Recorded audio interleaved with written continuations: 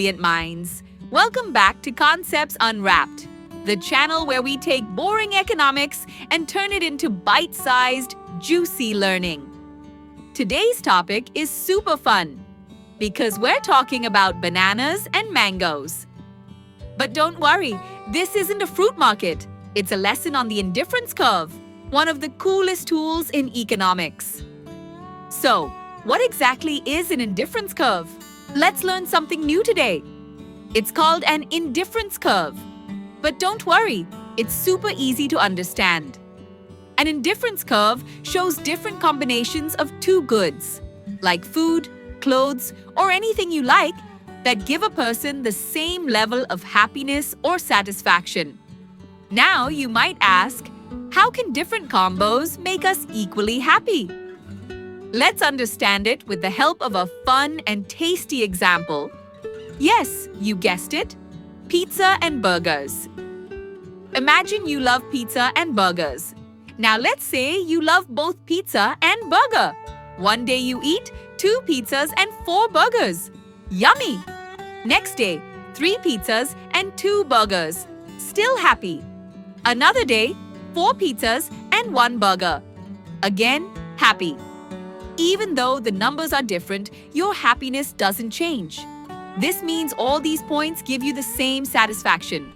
That's why they lie on the same line called the indifference curve, or simply, IC. What does the graph show? The x-axis is pizza. The y-axis is burger.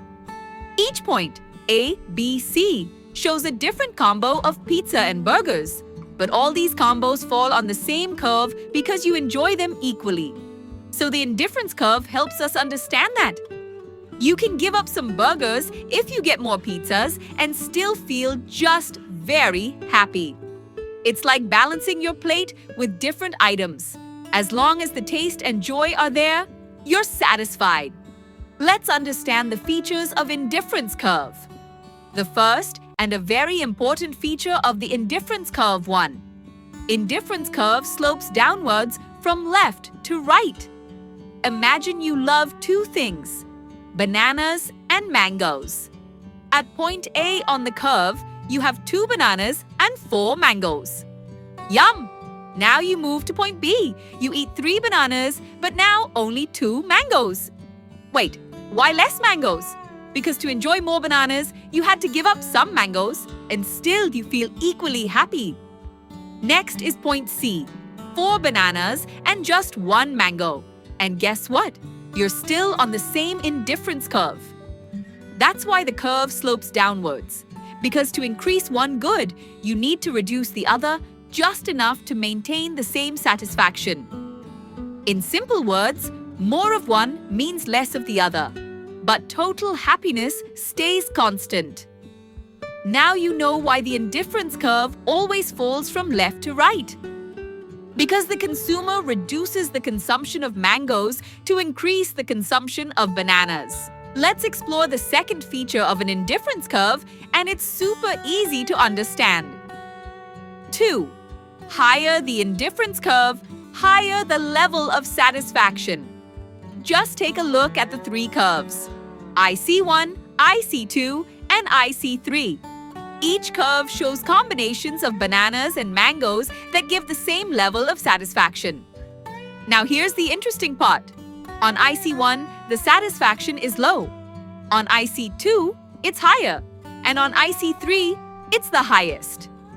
Look at points A, B, and C. In all 3 combinations, you're getting the same number of mangoes, 10. But as you increase the consumption of bananas from 1 to 3, your satisfaction increases. And that's why point C on IC3 shows the highest level of satisfaction. So remember, if the indifference curve is higher, it means you're happier. More goods equals more satisfaction. IC3 is greater than IC2, and IC2 is greater than IC1. IC1 is a lower indifference curve, and IC3 is the highest.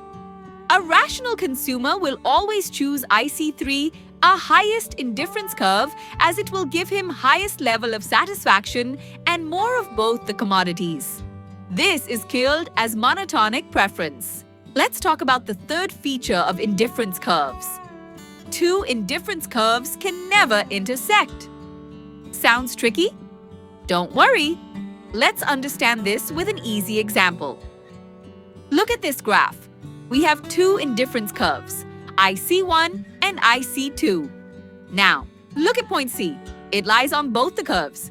That means the satisfaction at point A and point C is same as they lie on IC2. The satisfaction at point B and point C is same as they lie on IC1.